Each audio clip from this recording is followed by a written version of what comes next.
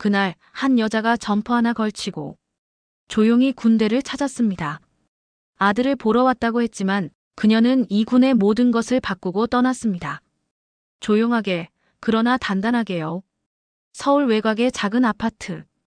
오전 7시, 부엌에서 조용히 김이 나는 밥솥 옆으로 유미정이 고개를 숙이고 앉아 있었다. 그녀의 손끝에는 반듯하게 썰어진 단무지와 계란말이, 그리고 아들이 가장 좋아하던 매콤한 멸치볶음이 가지런히 도시락에 담기고 있었다. 미정은 전직 국가정보기관의 정보분석실장. 냉철한 두뇌로 오랫동안 수많은 국가위기 상황을 조율해왔지만 지금은 오직 하나뿐인 아들의 어머니로 돌아가 있었다. 미정은 이날을 위해 일부러 화려한 외출복이 아닌 옅은 회색 점퍼와 베이지색 면바지를 골라 입었다. 아들에게 민폐가 되지 않기 위해, 또 불필요한 시선을 끌지 않기 위해서였다. 그리고 마음속으로 혼잣말을 되뇌었다. 우리 민재가 얼마나 씩씩해졌는지 오늘은 꼭 눈으로 확인하고 싶습니다. 그녀는 정성껏 싼 도시락과 과일 바구니를 들고 국방사관학교로 향했다. 고속도로 위를 달리는 동안 라디오에서는 클래식 음악이 흐르고 있었고 차창 밖으로는 봄 햇살이 조용히 퍼지고 있었다. 그러나 마음 한구석은 무거웠다. 입대한 지 반년이 넘도록 단 한 번도 면회를 오지 못한 미안함이 계속 마음에 걸리고 있었기 때문이었다. 학교 정문에 도착하자 위병소에서 신분증 확인을 받았다. 이름과 생년월일, 면회 대상자를 말하자 곧바로 방문증이 발급되었다. 행정관이 안내해준 면회실은 학교 안쪽에 조용히 위치해 있었고 곳곳에 학생들의 훈련 성과와 생활 지도가 걸려 있었다. 미정은 조금 긴장한 듯 주변을 둘러보다 의자에 조심스레 앉았다. 그러던 그때였다. 회색 제복을 입은 젊은 교관 하나가 무표정한 얼굴로 다가오더니 그녀를 위아래로 훑어보았다. 그리고는 냉랭한 목소리로 말했다. 여기 부모님이면 복장은 좀 신경 써서 오셔야죠. 학생들 기강 흐트러지니까요. 미정은 그 말에 순간 입을 다물었다. 하지만 속에서는 무언가 뜨거운 것이 치밀어 올랐다. 그러나 이내 담담한 미소를 지으며 고개를 숙였다. 죄송합니다. 제가 주의가 부족했습니다. 교관은 더 말을 잇지 않고 고개를 돌려 사라졌다. 그러나 그 짧은 순간 면회실의 공기는 얼어붙었고 미정의 손에 들린 도시락 가방은 더욱 무겁게만 느껴졌다. 잠시 후 민재가 문을 열고 들어왔다. 그는 엄마를 보자마자 눈을 동그랗게 뜨며 뛰어왔다. 반가움이 얼굴 가득 묻어나는 민재의 표정에 미정은 순간 울컥했지만 최대한 담담히 그를 안아주었다. 엄마, 어떻게 오셨어요? 연락도 없이. 그 말에 미정은 웃으며 대답했다. 우리 아들 얼굴 보려고 왔지. 음식 좀 해왔어요. 잘 지냈죠? 민재는 눈빛이 흔들렸다. 그는 잠시 뒤돌아 면회실 문 쪽을 흘끗 보더니 낮게 속삭였다. 엄마, 혹시 아까 누구랑 이야기하셨어요? 그 교관 좀 까다롭거든요. 미정은 고개를 끄덕였다. 괜찮아요. 괜한 일 만들고 싶지 않아요. 오늘은 그냥 우리 민재 밥 잘 먹는 것만 보면 됩니다. 그렇게 모자는 조용히 도시락을 나눠 먹었다. 아들은 훈련 이야기, 동기들과의 해프닝, 교내 수업 등을 조심스럽게 전했다. 그러나 어딘가 어깨가 축 처져 있었다. 면회가 끝나갈 무렵 미정은 도시락통을 정리하며 작게 중얼거렸다. 엄마가 괜히 왔나 모르겠네요. 민재는 대답하지 않았다. 그냥 어색한 미소를 지은 채 고개를 숙였다. 미정은 그 모습이 더욱 마음에 걸렸다. 그러나 지금은 더 묻지 않기로 했다. 조용히 차에 올라탄 그녀는 운전대를 잡은 채 가만히 눈을 감았다. 그 젊은 교관의 싸늘한 표정, 아들의 주눅든 모습이 번갈아 떠올랐다. 한참을 망설이다 결국 핸드폰을 들고 하나의 번호를 눌렀다. 여보세요, 유철 처장님. 나 미정이에요. 오랜만이죠. 그녀의 목소리는 낮았지만 단호했습니다. 저녁 8시. 국가정보안보처 청사 처장실. 업무 보고를 마친 참모들이 하나 둘 퇴근하고 유철 처장은 홀로 책상 위 보고서를 훑어보던 중이었다. 그는 회색빛 양복 위에 벗어놓은 안경을 들어 이마를 문지르며 한숨을 내쉬었다. 그렇게 피로에 젖은 눈으로 스마트폰을 확인하던 순간 익숙한 이름이 화면에 떴다. 유미정. 그는 곧바로 통화 버튼을 눌렀다. 미정아.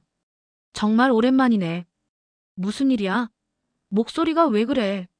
미정은 한 박자 늦게 답을 했다. 목소리는 최대한 차분했지만 속내는 고요하지 않았다. 유철아. 나 오늘 민재 면회 갔다 왔는데 말이야. 그냥 좀 기분이 그렇더라. 유철은 아무 말 없이 기다렸다. 미정은 천천히 그러나 단호하게 그날 있었던 일을 이야기하기 시작했다. 교관의 싸늘한 시선, 무례한 언행, 그리고 그것에 위축된 민재의 표정까지. 그는 숨소리 하나 없이 귀를 기울이고 있었다. 그 교관 딱히 규정 어긴 것도 아니고 말만 그렇게 했다고 볼 수도 있어. 근데 아들 앞에서 부모를 그렇게 대하는 태도가 그게 정말 바람직한 겁니까? 유철은 한참을 침묵하다가 입을 열었다. 그럴 리가 없지. 사관학교가 어떤 곳인데? 감찰이라도 해봐야겠군. 아니야. 난 누굴 징계하자는 게 아니야. 미정의 목소리가 살짝 높아졌다가 곧 가라앉았다. 내가 바라는 건 단 한 가지야. 이런 일이 다시는 없게 만드는 것. 앞으로 그곳에 들어올 누군가의 어머니가, 아버지가 나처럼 돌아서며 마음 아파하지 않도록. 유철은 그녀의 말에 다시 깊이 고개를 끄덕였다. 그는 국가 전체를 지휘하는 위치에 있으면서도 지금 이 전화 한 통이 그 어떤 국가 위기보다 더 뼈아픈 일이라는 걸 알고 있었다. 미정아. 알겠다. 너 말이 맞다. 징계보다 문화야. 시스템이고 인식이지. 나 바로 내일 회의 소집하겠다. 고맙다 유철아.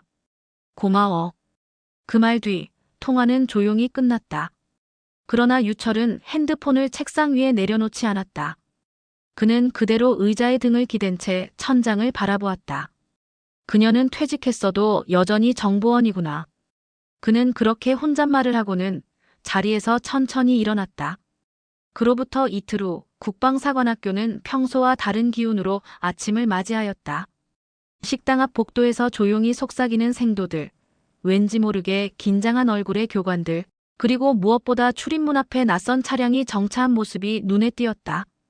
국방부 직속 감사담당관실에서 파견된 3인조 감찰팀. 이들은 정복 대신 정장을 입고 굳은 표정으로 부대에 들어섰다. 감찰 대상은 특정 인물이 아닌 학교 전체였다. 정문 근무병은 처음 보는 인물들에 당황했지만 제시된 공문과 지시서를 확인한 뒤에는 손끝이 떨릴 정도로 경례를 하며 안내에 나섰다. 사관학교 교장실에는 이미 긴박한 공기가 감돌고 있었다. 보고를 받은 교장은 얼굴이 창백해졌고 주임 교관을 따로 불러 조용히 물었다. 무슨 일인지 파악됐나? 누가 민원을 넣은 건가? 주임 교관은 고개를 저었다. 감찰팀은 아무것도 설명하지 않았다고 했다. 그저 학생 관리 전반, 교관 태도, 민원 대응 시스템에 대한 정기 점검이라며 형식적인 멘트만 남겼다고. 하지만 형식적인 점검이라기엔 감찰팀의 태도는 분명히 달랐다. 한 명은 면회 기록과 출입자 명부를 확인하고 한 명은 각 생활관과 교관실의 교류 기록을 조사했으며 마지막 한 명은 익명으로 의견을 접수할 수 있는 설문지를 돌리고 있었다. 이러한 감찰의 바람은 곧 생도들 사이에서도 퍼져나갔다. 민재 역시 아침 조례 시간에 이 사실을 들었다. 그의 눈은 크게 흔들렸고 왠지 모를 예감에 손에 들린 공책을 꼭 움켜쥐었다. 동기 중 한 명이 그의 옆구리를 툭 쳤다. 야, 혹시 내 엄마랑 관련 있는 거 아냐? 지난번 면회 때 그 교관이랑 얘기하던 거 봤거든. 민재는 당황한 듯 고개를 저었다. 아니야. 설마. 엄마가 그럴 리 없잖아. 그러나 마음속 불안은 걷잡을 수 없이 커져갔다. 그는 머릿속으로 면회실에서 있었던 짧은 장면을 수없이 돌려보았다. 그날 엄마의 눈빛, 교관의 태도, 그리고 무엇보다 면회를 마친 엄마의 한마디. 괜히 왔나 모르겠네요. 민재는 수업이 끝난 뒤 쉬는 시간에도 말이 없었다. 책상 위 공책을 펼쳐놓고 한 글자도 쓰지 못한 채 가만히 펜만 굴리고 있었다. 누군가를 탓할 수 없었고 그렇다고 감정을 드러낼 수도 없었다. 그는 어머니를 이해하고 있었다. 하지만 동시에 감찰의 여파가 자신에게 어떤 영향을 줄지 걱정되기도 했다. 그날 오후 교관 회의실에는 교관들 사이에 불만 섞인 목소리가 흘러나오고 있었다. 별거 아닌 걸로 감사까지 나오고 말이야. 요즘 학부모들이 너무 예민해. 예전 같으면 상상도 못할 일이지. 그중 한 교관은 자리에서 일어나 담배를 입에 문 채 혼잣말처럼 중얼거렸다. 이거 혹시 지난번 그 여자분 때문 아니야? 그 복장 지적했던 사람. 분위기가 묘하게 가라앉았다. 누구도 대놓고 이름을 꺼내지 않았지만 모두가 어렴풋이 떠올리는 얼굴이 있었다. 그 시각 감찰팀의 한 직원은 면회실 CCTV 영상 자료를 확인하고 있었다. 날짜는 3일 전. 영상 속에는 한 중년 여성이 담담한 얼굴로 앉아 있다가 젊은 교관이 다가와 짧은 대화를 나누는 장면이 반복 재생되고 있었다. 대화는 녹음되지 않았지만 교관의 손짓과 표정, 그리고 여성의 고개 숙임은 충분히 그날의 분위기를 짐작하게 만들었다. 감찰관은 조용히 무전기를 들고 중얼거렸다. 이 사람, 누군지 좀 확인해 보십시오. 면회자 명부와 비교해서 신원 확보해 주세요. 이제 본격적인 조사가 시작되고 있었다. 사관학교 인사과 사무실, 오전 10시. 내부 전산망을 앞에 둔 행정 담당 부사관은 감찰팀이 요청한 면회 기록을 다시 한번 훑어보고 있었다. 특정 날짜, 특정 이름. 파일 속에 사진이 뜨는 순간 부사관의 눈썹이 꿈틀거렸다. 유미정. 이름은 익숙하지 않았지만 인사기록 하단에 적힌 한 줄이 그의 손끝을 멈추게 했다. 국가정보기관 제1차장 직무대행. 옆에 붙은 서운 내역과 공로기록, 그리고 1급 보안직이라는 붉은 글자가 선명하게 박혀 있었다. 그제야 부사관은 전화를 들었다. 팀장님, 감찰팀에서 요청한 명단 중에 이건 좀 보고 드려야 할 것 같습니다. 잠시 후 감찰 책임자가 그 화면을 직접 확인했다. 그는 조용히 한숨을 내쉰 뒤 옆에 있던 젊은 감찰관에게 중얼거렸다. 그날 면회실에서 무례하게 응대한 교관, 혹시 이름 확인됐나? 네, 최성훈 중위입니다. 아직 조사 착수 전이지만 수업 시간 외에도 학부모 응대에서 여러 건의 민원이 비공식적으로 접수됐던 인물입니다. 감찰 책임자는 고개를 끄덕이며 조용히 메모를 꺼냈다. 최성훈. 국방사관학교의 전형적인 권위주의 잔재라고 적혀 있었다. 그날 오후 민재는 학과 토론 발표를 마치고 식당 앞 벤치에 앉아 있었다. 피곤한 눈빛으로 하늘을 올려다보던 그는 동기 경수에게 불쑥 말을 꺼냈다. 경수야, 너희 부모님 면회 올 땐 어땠어? 경수는 잠시 뜸을 들이다 웃으며 말했다. 우리 아빠는 복장이 군인보다 더 단정해서 아무도 뭐라 못했지. 근데 왜? 혹시 지난번 내 어머니 일 때문이냐? 민재는 말없이 고개를 끄덕였다. 경수는 고개를 돌려 주변을 살핀 후 낮은 목소리로 말했다. 그 교관, 나도 작년에 걸려봤거든. 그냥 위에서 눈치만 보고 사는 사람이야. 쓴소리 하나 못 듣고 자기보다 약한 사람한테만 강하게 굴더라고. 민재는 고개를 숙였다. 갑자기 어머니가 면회를 마친 후 말없이 도시락을 정리하던 모습이 떠올랐다. 그리고 그 손끝에 조심스러움. 상처를 받은 사람은 소리 지르지 않고 오히려 더 조용히 물러난다는 것을 그는 이제야 조금 알 것 같았다. 그 시각 감찰팀은 생활관을 비롯해 교관실, 그리고 익명설문 응답자들을 하나씩 불러 조사를 진행하고 있었다. 단지 한 사람의 문제를 파악하려는 것이 아니었다. 그것은 학교 전체의 문화가 건강한가, 존중과 배려가 조직 안에서 유효한가를 묻는 근본적 질문이었다. 그리고 그 중심에는 이제 한 명의 이름이 조용히 올라오기 시작하고 있었다. 유미정. 그녀는 아무 말도 하지 않았지만 많은 것을 움직이고 있었다. 국방사관학교 행정동, 오후 2시. 조사실 내부는 정숙했다. 감찰팀의 최 팀장은 흰 종이 몇 장을 책상 위에 펼쳐놓고 있었다. 거기에는 익명으로 작성된 설문지들이 정리되어 있었고 그중 일부는 눈을 의심케 하는 증언들이 담겨 있었다. 일부 교관은 부모님 면회의 불편함을 드러냅니다. 상급자의 앞에서는 딴 사람인 척하고 생도들 앞에서는 고압적입니다. 지난 면회 날 어떤 어머니께 무례하게 구는 장면을 직접 목격했습니다. 최 팀장은 깊은 숨을 내쉬고 그중 하나에 동그라미를 쳤다. 이어서 복사한 CCTV 영상 캡처를 들여다보며 중얼거렸다. 이 정도면 단순 오해는 아니지요. 그는 감찰팀원에게 고개를 돌렸다. 최성훈 중위, 오후 3시에 출석 요구합니다. 비공식 면담이지만 녹취는 진행하시고요. 한편 민재는 도서관 자습실에 앉아 있었다. 책을 펴고는 있었지만 단 한 줄도 눈에 들어오지 않았다. 곁눈질로 확인한 뉴스 기사 하나가 머릿속을 떠나지 않았기 때문이다. 국방사관학교 외부감찰 착수. 인권 및 내부문화 점검 목적. 공식 입장은 간결했지만 그 배경을 짐작할 수 있는 사람은 많지 않았다. 민재는 누구보다 그 이유를 알고 있었고 동시에 마음속에 죄책감과 감사가 동시에 물밀듯 밀려오고 있었다. 그 시각 최성훈 중위는 사무실 안에서 혼자 뒷짐을 진 채 서 있었다. 그의 얼굴은 여전히 당당했지만 한켠에서는 불편한 기색이 드러나고 있었다. 아침부터 감찰팀의 행보를 눈치채고 있었고 자신의 이름이 언급될 가능성도 배제하지 못하고 있었다. 그가 조용히 중얼거렸다. 정작 본인도 이름도 안 밝히던 여자가 이런 파장을 만들어낸다고. 그는 아무리 생각해도 납득할 수 없었다. 평범한 점퍼 차림, 말 한마디 크게 하지 않던 중년. 여성이 이 사관학교 전체를 흔드는 계기가 되었다는 사실이. 오후 3시 정각. 조사실 문이 열렸다. 감찰팀원 둘이 자리에 앉아 있었고 그 맞은편에 최중위가 앉았다. 면담은 간단한 인사와 함께 시작되었고 이내 본론으로 들어갔다. 지난 주말 면회실에서 민재 생도의 보호자와 짧은 대화를 나누셨죠. 기억하십니까? 예. 기억납니다. 면회 예절과 복장 관련해서 조언을 했을 뿐입니다. 그 말에 감찰관은 눈을 가늘게 뜨며 물었다. 그 조언이 혹시 지적이나 질책의 성격은 아니었습니까? 최중위는 짧은 침묵을 가졌다. 그러고는 천천히 말을 이었다. 그분이 복장이 일반적인 기준에 비해 너무 자유로웠다고 생각했습니다. 학생들에게 불필요한 영향이 있을 수 있어 조심스럽게 말씀드린 겁니다. 감찰관은 묵묵히 고개를 끄덕이며 문서를 넘겼다.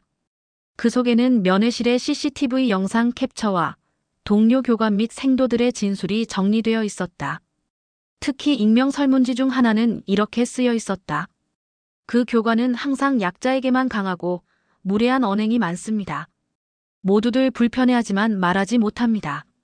최성훈 중위는 입을 다물었다. 그리고 그 순간 그는 처음으로 이 면담이 단지 절차가 아니라는 것을 느꼈다. 지금까지 자신이 걸어온 교관으로서의 태도, 학생들과의 거리감, 학부모에 대한 시선이 모두 무대 위에 올려진 듯한 기분이었다. 그리고 그는 묘하게 그날 자신의 앞에 조용히 앉아있던 그 여인의 눈빛을 떠올렸다. 분노도 항의도 없이 조용히 고개를 숙이며 도시락을 내려놓던 그 모습. 그것이 오히려 지금 이 상황보다 더 무서운 것처럼 느껴졌던 것이다. 해질 무렵 국방사관학교 생활관 앞. 햇빛은 붉게 물들었고 하루를 마무리하는 생도들의 발걸음은 분주했지만 질서정연했다. 그 와중에 민재는 운동장을 한 바퀴 천천히 돌고 있었다. 걸음은 무거웠고 머릿속은 복잡했다. 며칠 전 어머니와의 면회 이후 모든 것이 바뀌기 시작한 느낌이었다. 생활관 안에서는 웅성거림이 늘었고 교관들 사이에서도 뭔가 달라졌다는 분위기가 감지되었다. 아마 누구보다 먼저 그것을 느낀 사람은 민재 자신이었다. 그날 밤 그는 작은 결심을 하고 개인 일지에 펜을 들었다. 평소라면 훈련 일과나 자기 반성으로 몇 줄 채우던 곳에 오늘은 정제되지 않은 솔직한 문장이 이어졌다. 어머니, 그날 아무 말 없이 도시락을 꺼내주셨을 때 저는 그게 평범한 면회인 줄 알았습니다. 그런데 이제 와서야 알게 되었습니다. 당신은 조용히 그러나 단단하게 싸우고 계셨다는 걸요. 민재는 글을 멈추고 깊은 숨을 쉬었다. 그리고 다음 문장을 천천히 적어 내려갔다. 어머니가 다녀간 후 학교 분위기는 조금씩 바뀌고 있습니다. 교관들이 생도들을 대하는 태도, 학부모에 대한 시선, 그리고 우리 스스로의 자존감까지도요. 한편 시내 한쪽의 조용한 찻집. 유미정은 조용히 차를 한 모금 마시며 테이블 위의 일간지를 바라보고 있었다. 구석에 실린 짧은 기사 하나가 눈에 들어왔다. 국방사관학교 외부 감찰에 따라 민원 대응 체계 재정비 예정. 그녀는 그저 고개를 끄덕였다. 말 한마디 하지 않았지만 자신의 행보가 어떤 변화를 만들어냈다는 것을 직감하고 있었다. 그렇다고 뿌듯함을 드러낼 필요도 자랑스러워할 이유도 없었다. 그것은 그저 자신의 방식일 뿐이었다. 잠시 후 전화벨이 울렸다. 화면에는 민재라는 이름이 떴다. 유미정은 미소를 지으며 전화를 받았다. 어머니, 저예요. 지금 괜찮으세요? 응. 목소리 들으니 반갑네. 무슨 일이니? 저 그냥 감사하다는 말씀 드리고 싶었어요. 유미정은 조용히 웃었다. 무슨 말인지 안 해도 알 것 같구나. 전화 너머로 들려오는 민재의 숨소리는 고요했지만 그 안에 담긴 감정은 풍부했다. 말로 표현되지 않아도 마음은 전해지고 있었다. 그날 밤 유미정은 옛 직장 동료에게 짧은 메시지를 보냈다. 당신 말이 맞았어요. 변화를 만드는 건 목소리 큰 사람이 아니라 조용히 흔들림 없는 사람이더군요. 그녀는 핸드폰을 내려놓고 다시 차를 들었다. 붉게 물든 노을이 유리창을 타고 길게 드리웠다. 그리고 그 속에서 그녀는 여전히 단정한 자세로 앉아 있었다. 마치 조용히 세상을 바꾸는 또 하나의 정보원처럼 말입니다. 국방사관학교 대연병장. 햇살이 따사롭게 내리쬐는 가운데 생도들은 정복 차림으로 도열해 있었다. 마침내 오늘 내 학기의 훈련과 수업을 마친 이들이 마지막 계급장을 달고 졸업을 맞이하는 날이었다. 민재는 정복깃을 바로 세우며 숨을 가다듬었다. 식수는 익숙했지만 오늘만큼은 어딘가 달랐다. 멀리 행사장 좌석에 앉은 어머니의 모습이 눈에 들어왔다. 평범한 재킷에 단정하게 묶은 머리, 그리고 흔들림 없이 일직선으로 앉은 자세. 그 모습만으로도 민재는 다시 한번 마음을 다잡았다. 사회자의 목소리가 울려 퍼지고 수석 졸업생이 호명됐다. 이어 생도 대표로 민재가 단상에 올랐다. 그는 준비한 연설문을 꺼냈지만 문득 다른 이야기를 하고 싶어졌다. 잠시 머무시던 그가 마침내 고개를 들고 말문을 열었다. 저는 오늘 한 사람에게 감사의 말을 전하고 싶습니다. 객석이 술렁였다. 교관들도 학부모들도 놀란 눈치였다. 그는 말을 이었다. 그분은 저에게 조용한 용기를 알려주셨습니다. 목소리를 높이지 않아도 싸우지 않아도 세상을 바꿀 수 있다는 것을 보여주셨습니다. 그분이 이 자리에 오신 걸로도 이미 제겐 가장 큰 졸업 선물입니다. 유미정은 고개를 들고 아들의 눈을 바라보았다. 그녀의 입꼬리가 살짝 올라갔다. 박수 소리 대신 잠깐의 정적이 있었고 이내 조용한 감동이 번져나갔다. 졸업식이 끝난 뒤 민재는 어머니에게 다가갔다. 사람들 틈 사이로 조심스럽게 발걸음을 옮긴 그는 유미정 앞에 섰다. 어머니, 오늘 오셔서 정말 감사합니다. 유미정은 아들의 어깨를 다정하게 쓸며 대답했다. 내가 이 자리까지 와준 게 내가 더 고맙지. 수고했어, 민재야. 주변 사람들은 그녀가 누구인지 모른 채 지나쳤지만 그 말 한마디에 담긴 무게는 민재의 지난 4년을 모두 안아주는 듯했다. 그날 저녁 민재는 생활관의 마지막 짐을 정리하며 책상 위에 남겨진 어머니의 편지를 펼쳐보았다. 얇은 봉투 속에는 단 2줄의 문장이 적혀 있었다. 진짜 정보원은 드러나지 않아. 하지만 누구보다 세상을 움직이지. 그는 조용히 눈을 감았다. 그리고 마음속으로 새로운 시작을 향한 각오를 다짐했다. 며칠 뒤 청와대 국가안보처 회의실. 새 정부 출범을 앞두고 정보 국방 관계자들이 모여 차기 안보정책 브리핑을 진행하고 있었다. 유미정은 조용히 뒷자리에 앉아 있었다. 은퇴한 고문 자격으로 비공식 초청된 자리였다.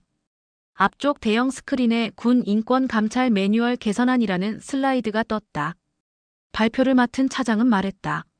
최근 국방사관학교 사례를 참고하여 교관의 민원 응대 매뉴얼과 생도 인권 보호 조치를 전군 차원에서 표준화할 계획입니다.